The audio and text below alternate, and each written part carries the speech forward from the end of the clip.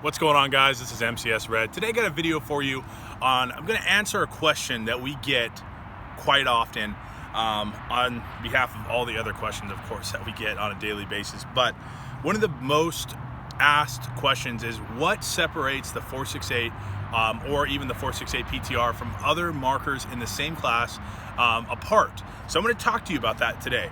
So the first thing I want to go through is the materials. Most, if not all, markers in this class come from a mold, which to say there's nothing wrong with that, but what we do is this is a CNC'd machined part from aircraft grade aluminum. So what we wanted to do is we want to be able to offer a product that you as the end user, whether you're using this for training, using this for recreational use, or using it for less lethal, you're going to be able to put this thing through the ringer. And if you're not familiar with that ringer, there was quite a few tests that we did in the torture test video, such as we drug it from a car going about 35, even 40 miles per hour. We submerged it underwater, we buried it, we threw it off a building, we shot it with a 12 gauge shotgun with birdshot. We also blew it up with about 5 pounds of tannerite.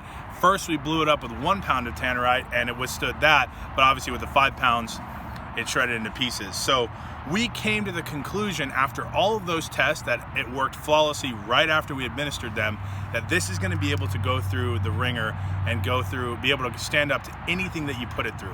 So keep that in mind when you're making your purchases and when you're doing your research. Make sure you take a look at that torture test video. We'll put it in the description of this video below. The other thing here is the technology behind it. As you can see in this window, we have a lock bolt. This right here is a mechanical eye. This is the mechanism that allows, actually doesn't allow this bolt to actually be dry, this marker to actually be dry fired. So if you see here, you hear that clicking noise. I can do that all day long. That doesn't, this lock bolt here is actually withstanding the bolt because there's not a projectile properly engaging it to fire the marker. All right, we're gonna go ahead and take a couple shots here. We got some AG1 paint. Rack it back.